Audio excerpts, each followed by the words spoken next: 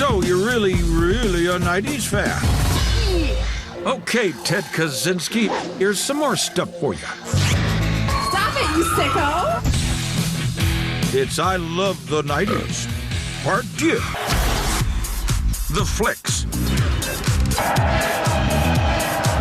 The fashions. The trends. The TV. G'day, I'm Steve Irwin. The tune. The totally gangster years that gave us even more burning questions. Can a totally fried hippie make a good sperm donor? Did they have sex? I mean, I can't imagine David Crosby crawling up on anybody. And why are all these rappers busting caps on each other?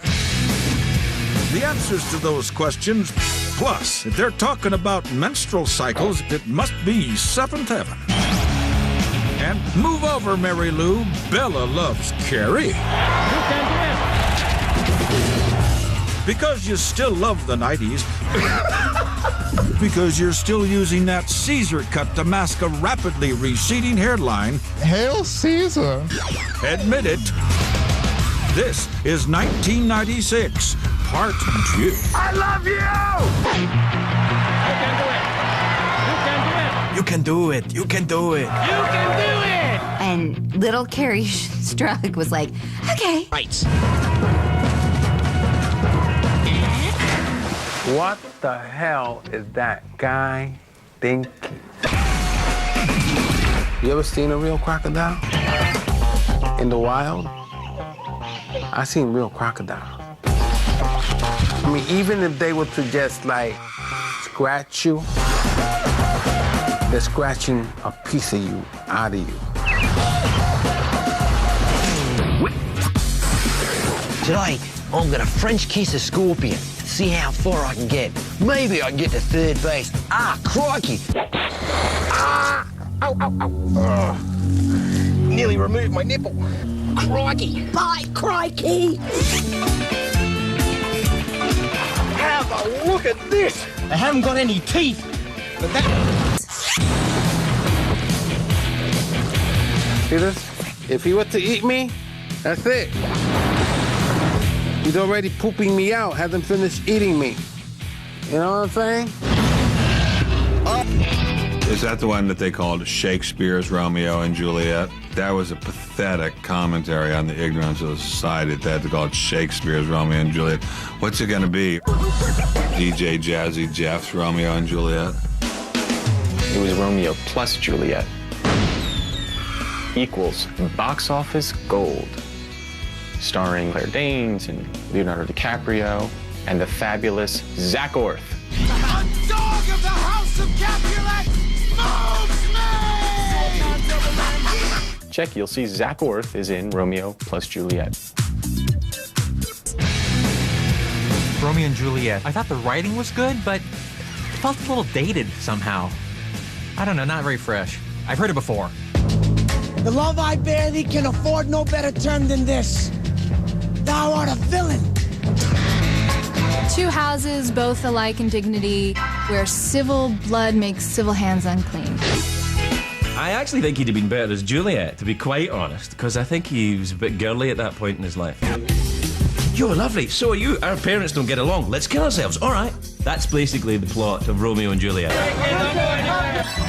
Suddenly, Harrison Ford shows up in a Caesar. David Schwimmer got one on Friends.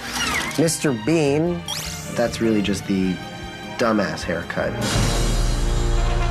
Stephen Baldwin. Even the great Caesar haircut could not improve Stephen Baldwin's appearance. Bad Caesar. I had that whole deal going down, man, for real. The Anne Heche Caesar. Anne Heche was brave to try the first woman Caesar. We do not approve. Et tu, Anne Heche? Et tu? J.C. Chazet. The first single cover that we ever did as a band in sync. There it is. Is Caesar is okay. Hail Caesar! How many rednecks we have here tonight? Jeff Foxworthy. People love this guy. He's down home, he doesn't have a potty mouth, and he's pointing the fun at himself. Apparently has the #1 comedy record of all time. sells out arenas. Obviously plays to a certain demographic. I love you. I love you. Ooh, I love you. Guys raved about that video. Never before in history have straight heterosexual men been so enamored with another man's penis. Dude's like, yo, man, did you see Tommy Lee? And like, yeah, he one of the brothers, man. Coming up, David Crosby's plethora of fatherly virtues. Except for the morbid obesity, the baldness, the walrus look, and the dependency on opiates, a lady could do a lot worse. Deion Sanders. Today he was on the football field for the Atlanta Falcons. On Tuesday he'll be on the baseball field for the Atlanta Braves. He's a showman. He was like, you know, when he come in, cameras is on, baby. In 1861, we had North versus South. In 1996, we had East versus West. The East Coast ain't got no love for Dr. Dre and Snoop Dogg and Death Row. We don't give a The East Coast is like, we invented this rap thing, we invented hip-hop. And the West Coast was like, you guys ain't giving us the respect that we need. It was like, oh, the rappers are fighting. Is Tupac still alive? People can have Elvis, they can have Tupac. You know, wish him to be alive. Oh, I had a Tupac sighting at the mall, whatever. I don't think people want to believe that Tupac is dead. I mean, the guy's made more albums dead than he was alive, so it's questionable. No, they're dead. They died.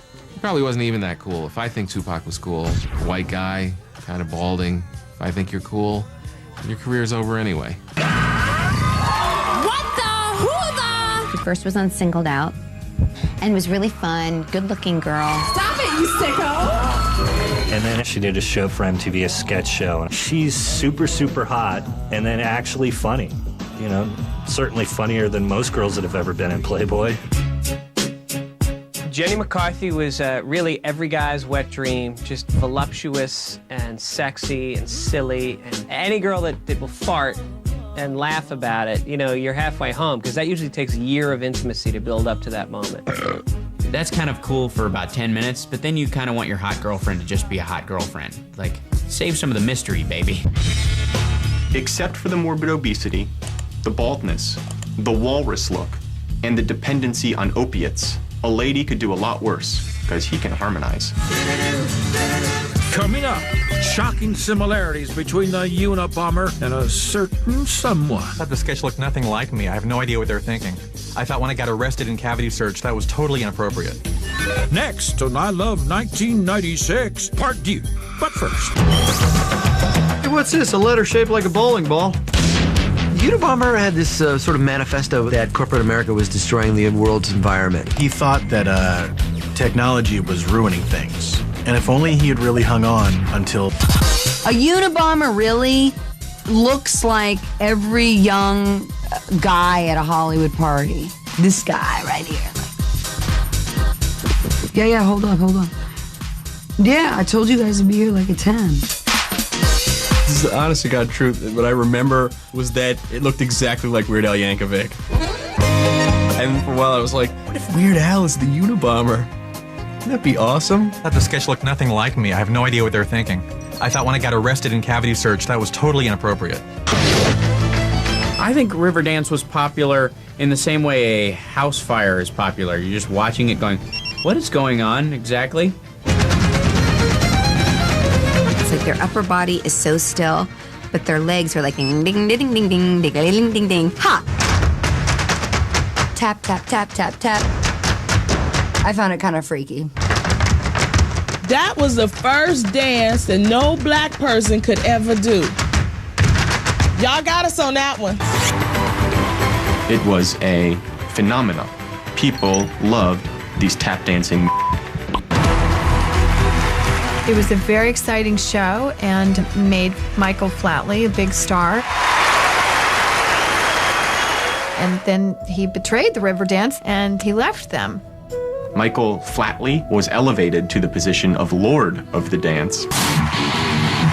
Michael Flatley is the highest grossing live performer in history. And you still wouldn't know him if he was throwing up on your doorstep on St. Patrick's Day, would you? Riverdance was just one of many important exports from Ireland.